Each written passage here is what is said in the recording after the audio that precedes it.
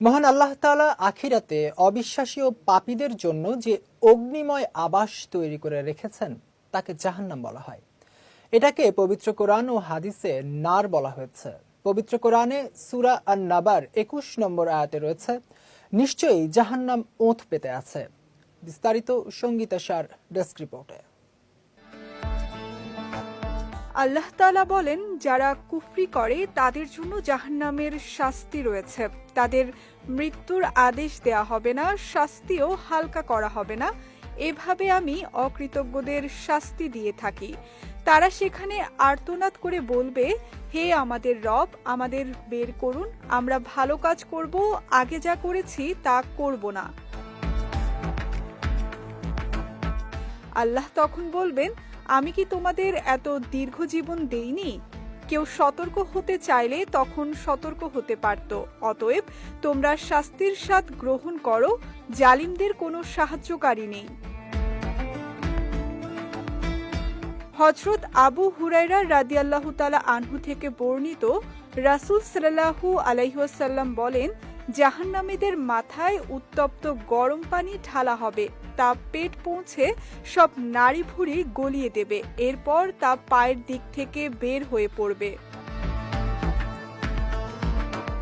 এমনকি জাহান্নামীদের চেহারা সহ পুরো শরীর আগুন দিয়ে দগ্ধ করা হবে। আল্লাহ বলেন, কিয়ামতের দিন আমি তাদের অন্ধ মুখ ও বধির করে মুখের ওপর ভর দেয়া অবস্থায় সমবেত করব।